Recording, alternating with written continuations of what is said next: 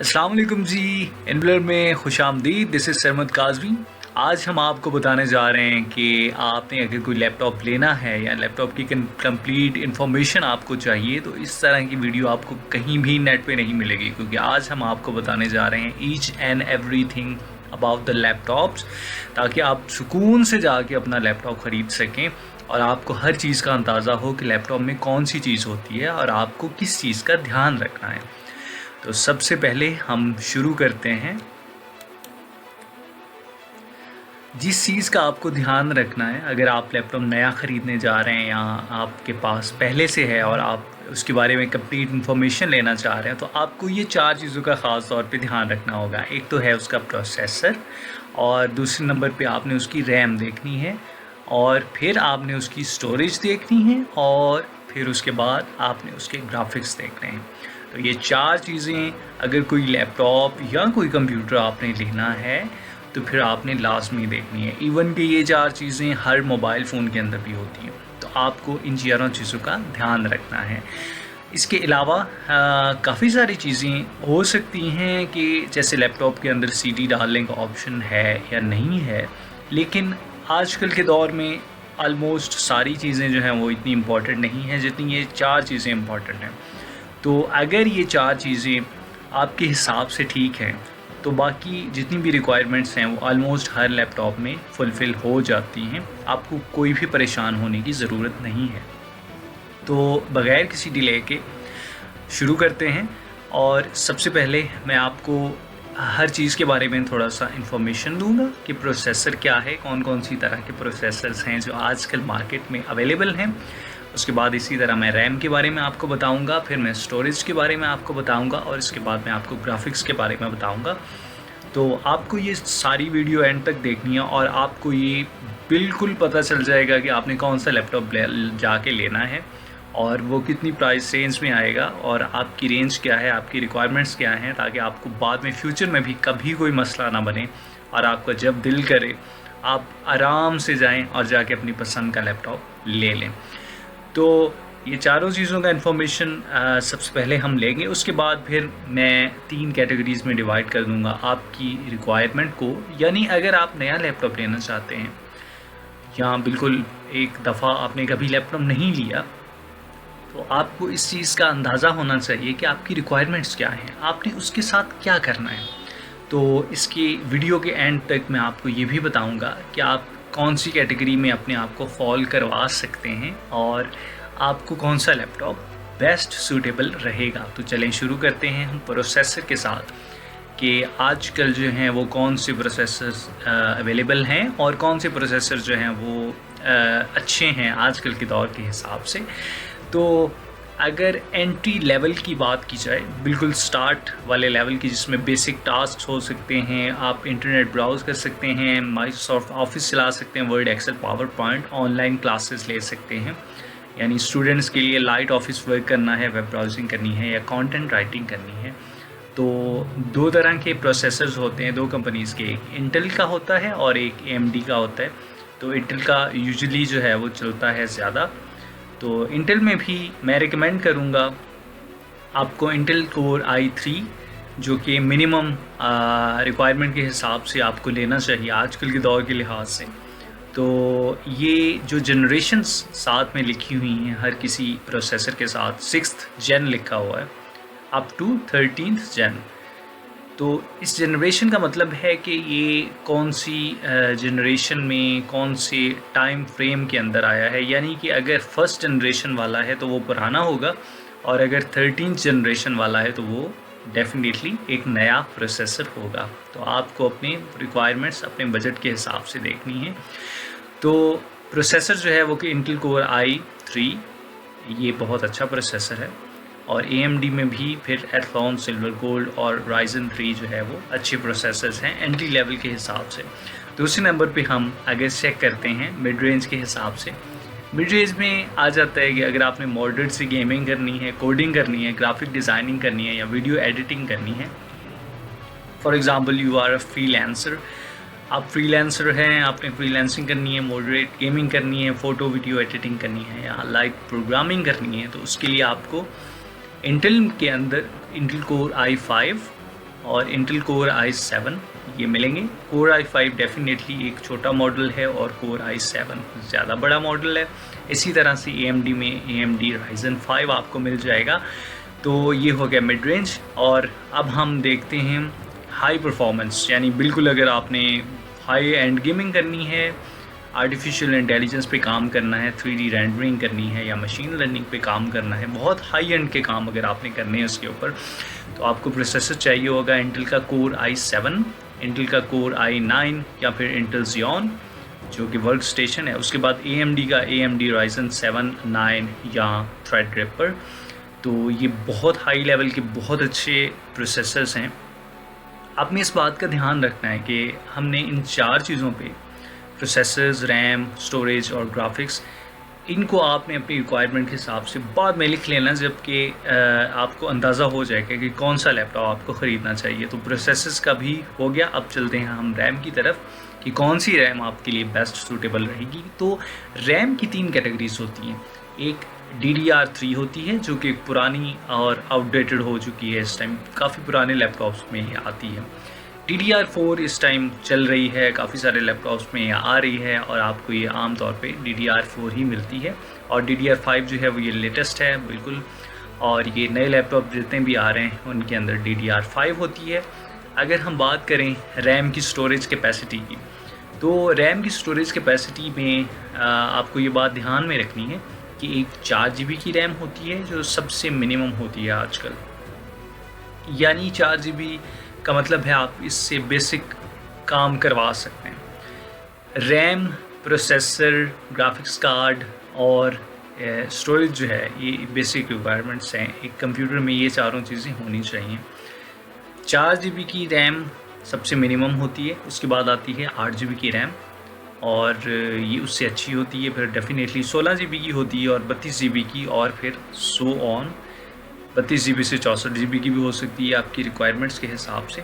लेकिन आपको पहले मैं एक आइडिया दे रहा हूँ कि इनकी टाइप्स क्या होती हैं। अच्छा, उसके बाद हम आगे बात करते हैं कि अगर आप ऑफिस यूज़ करने के लिए ले रहे हैं या ब्राउजिंग करने के लिए ले रहे हैं वेबसाइट्स, या आपने MS ऑफिस को चलाना है, तो 8 GB की रैम DDR4 जो है दैट वुड बी एनफ। ये बहुत अच्छी होगी और इसमें कोई इतना इशू नहीं हो सकेगा।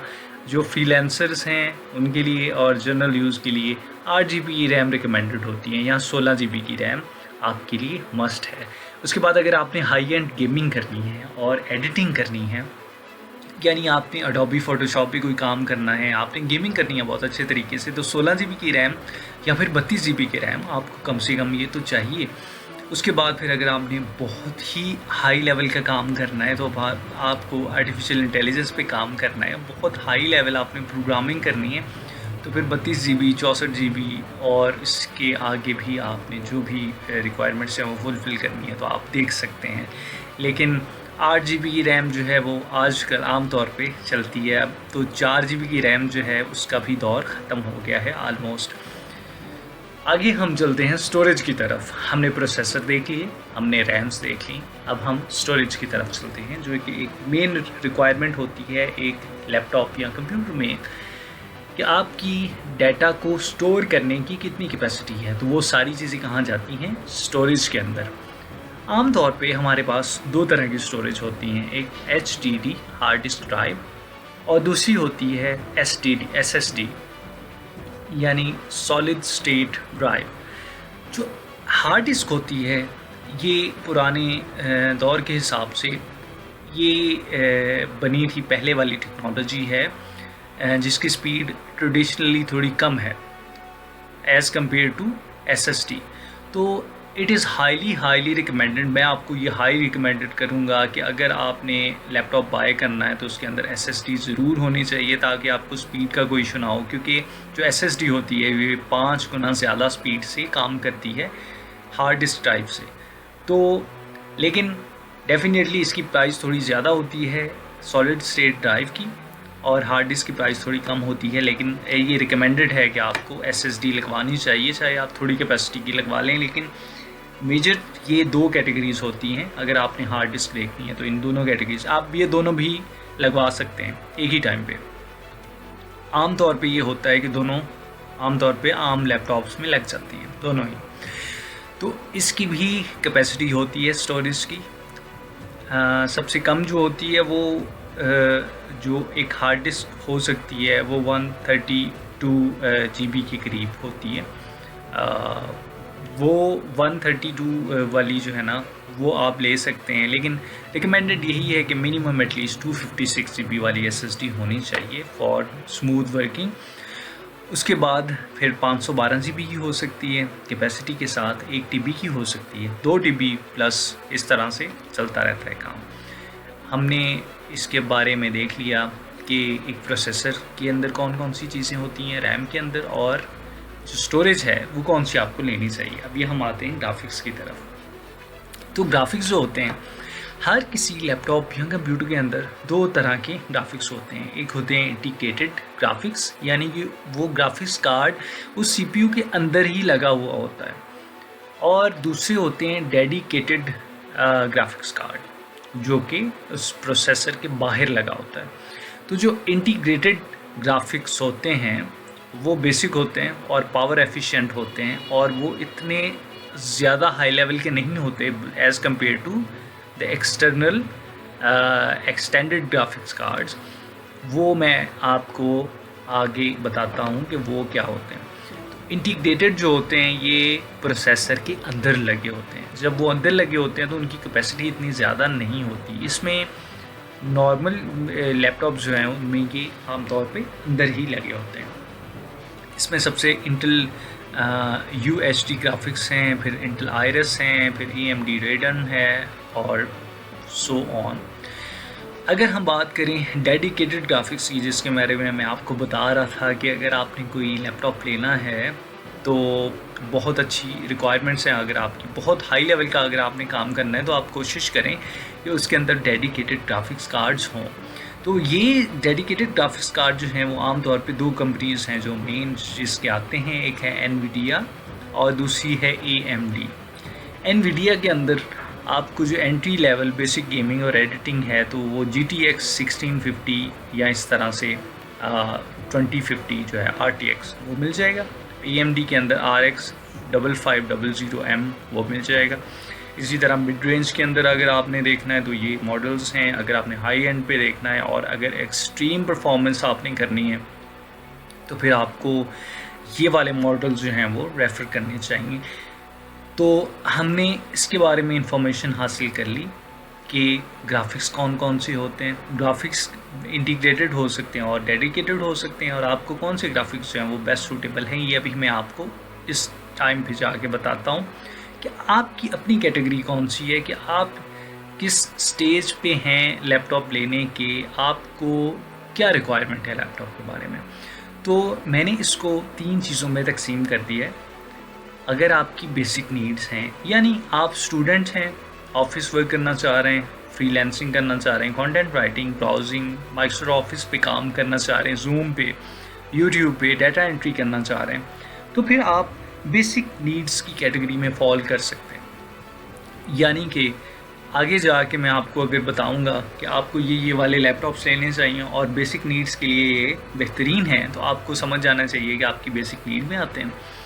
उसके बाद मीडियम नीड्स है। मीडियम नीड के अंदर graphic designing, video editing, basic gaming, coding, freelancing, web development, app development, Photoshop पे काम करना चाह रहे हैं, प्रीमियर प्रो पे काम करना चाह रहे हैं, थोड़ा हाई लेवल की काम करना चाह रहे हैं as compare to the basic needs, तो फिर आपको मीडियम नीड्स की कैटेगरी में फॉल कर रहे हैं। और अगर आपने बहुत हाई लेवल का काम करना है, एडवांस नीड्स के अंदर आप फॉल कर रहे हैं, यानी आपने आर्टिफिशियल इंटेलिजेंस पे काम करना है, आपने मशीन लर्निंग के ऊपर काम करना है, आपने हाई एंड गेमिंग के ऊपर काम करना है, या बहुत आपने एडवांस लेवल के कंप्यूटिंग करनी है, तो उसके लिए आप एडवांस पे जा रहे हैं। तो हम स्टार्ट करते हैं बेसिक नीड्स के ऊपर जाके।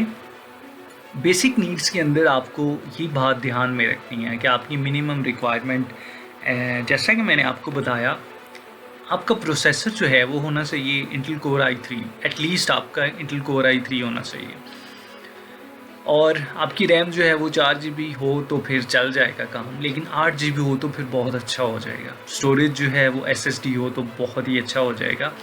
हार्ड डिस्क भी हो तो काम चल जाता है, लेकिन उसकी स्पीड इतनी ज़्यादा नहीं होती। ग्राफिक्स जो हैं वो इंटीग्रेटेड ही ठीक होते हैं, यानी कि इसके अंदर जो लगे होते हैं, क्योंकि अगर आपकी बेसिक नीड्स हैं तो फिर आपको इतने पैसे खर्च करने की ज़रूरत नहीं है। आपने नॉर्मल ही अपने आप को रखना है और नॉर्मल ही चीज़ों में आपने ये इन्वेस्टमेंट जो है वो बेस्ट इन्वेस्टमेंट होगी। इसके अंदर कौन कौन से लैपटॉप्स हैं जो आपको मिल सकते हैं, तो HP 15S है जो आपको अगर न्यू देखें तो 1,25,000 रुपीज़ का मिल सकता है। इसके अंदर भी कोर i5 है, 8 GB की रैम है, 512 GB की SSD है। अगर आपने कोई और देखना है तो आप सेकंड हैंड लैपटॉप भी देख सकते हैं। फॉर एग्जांपल दिस वन 42,000 का सेकंड हैंड लैपटॉप है और ये डेल Latitude E7480 है। इसी तरह से आप HP ProBook जो है वो देख सकते हैं, वो 28,000 की होती है ऑलमोस्ट। 8 GB की उसमें रैम है, i5 है, 4th जनरेशन है और 320 GB की उसमें हार्ड डिस्क है, SSD नहीं है, हार्ड डिस्क है। इसी तरह आपको और बहुत सारे मिल सकते हैं एज़ पर मार्केट में आप जाके, लेकिन आपको ये 4 चीज़ें और ये 4 जो बेसिक नीड्स के ऊपर फुलफ़िल करती हैं वो मैंने आपको बता दी हैं। आपने उस हिसाब से जाके लैपटॉप से ये परचेज़ करना है। उसके बाद हम आते हैं अपनी मीडियम नीड्स की तरफ। मीडियम नीड्स के अंदर आपकी चूँकि ये दरमियानी नीड्स हैं तो आपको इंटेल कोर i5 तो मिनिमम चाहिए, बहुत अच्छा है, या AMD Ryzen 5 भी अगर हो तो बहुत अच्छा होगा। लेकिन AMD ज़्यादातर लोग परचेज़ नहीं करते क्योंकि इंटेल जो है वो उसकी वर्ल्ड वाइड काफ़ी जो है वो प्रोमिनेंसी है, और AMD की भी आल्दो है, लेकिन इतनी ज़्यादा लोग उसको परचेज़ नहीं करते। उसके बाद रैम इसकी 8 GB होनी चाहिए, या 16 GB भी हो तो बहुत अच्छी बात है। SSD उसके अंदर 256 GB की एटलीस्ट तो होनी चाहिए। और ग्राफिक्स की अगर आपको गेमिंग करनी है या आर्टिफिशियल इंटेलिजेंस पे काम करना है तो फिर आपको उसके अंदर ग्राफिक कार्ड लगा होना चाहिए जो डेडिकेटेड हो, इंटीग्रेटेड ना हो उस प्रोसेसर के अंदर। वो एटलीस्ट GTX 1650 या इस तरह से राउंड अबाउट होना चाहिए, जैसे मैंने आपको पहले बताया।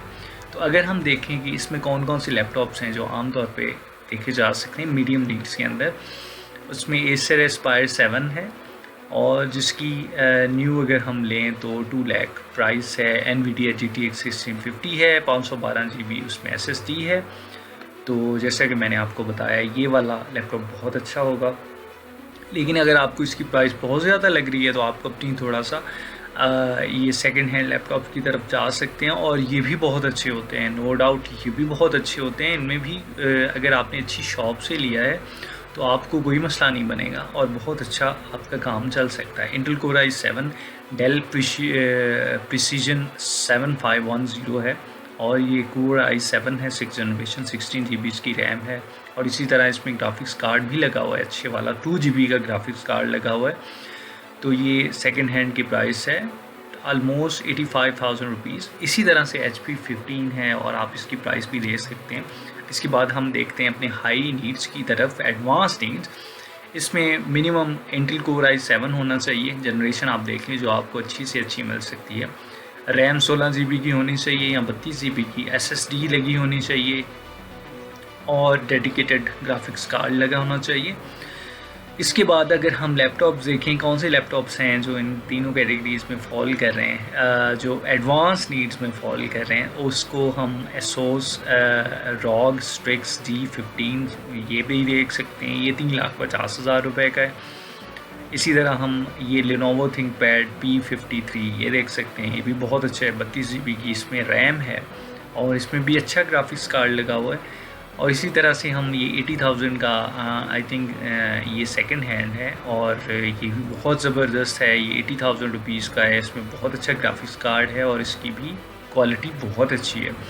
तो आप और भी बहुत सारे लैपटॉप ले सकते हैं, लेकिन जो मैंने आपको क्राइटेरिया बताया कि आपने ये 4 चीज़ें हर दफ़ा देखनी है। आपने देखना है उसका प्रोसेसिंग पावर कितनी है, आपने उसकी रैम देखनी है, आपने उसकी स्टोरेज देखनी है और आपने उसके ग्राफिक्स देखने हैं। ये चारों चीज़ें हैं। तो ये सारी चीज़ें और रिक्वायरमेंट्स जब आपको पता होंगी तो फिर आप बिल्कुल भी धोखा नहीं खा सकते और आप अपने लिए बेस्ट चीज़ चुनेंगे जो कि आपकी प्राइस रेंज के हिसाब से इतनी अच्छी होगी कि आपको कोई मसला नहीं होने वाला। लेकिन अगर आपको फिर भी कोई भी किसी किस्म का डाउट है, आप कोई लैपटॉप लेना चाहते हैं या आप कोई किसी किस्म का कोई मशवरा करना चाहते हैं तो we are open for you. आप हमें इस वीडियो के कमेंट सेक्शन में कमेंट करके भी पूछ सकते हैं। हम we will try our best कि हम आपको उसी टाइम रिस्पॉन्ड बैक करें और आपकी जितनी भी क्वेश्चंस हैं उनको एड्रेस करें। या आप हमारे इंस्टाग्राम को फॉलो कर सकते हैं और उधर हमें अप्रोच कर सकते हैं। हम आपको बिल्कुल आपकी रिक्वायरमेंट्स के हिसाब से बेस्ट लैपटॉप बताएंगे और आपको बेस्ट रहनुमाई फराहम करेंगे जहाँ तक जो है वो आपकी इतनी रिक्वायरमेंट्स फुलफ़िल हो सकें कि आपके दिल से हमारे लिए दुआएं निकलें। तो आज के लिए इतना ही। आप प्लीज़ हमारे चैनल को सब्सक्राइब करें और इसको लाइक भी करें और बेल आइकन को भी दबाएं ताकि हम और जितनी भी इंटरेस्टिंग वीडियोस आपके लिए बनाएं वो उसी टाइम आपको मिलती रहें। सो अगर आपको कोई भी क्वेश्चन है, कोई क्यूरी है तो आप हमसे पूछ सकते हैं। Thank you so much for watching this and please take care of your self.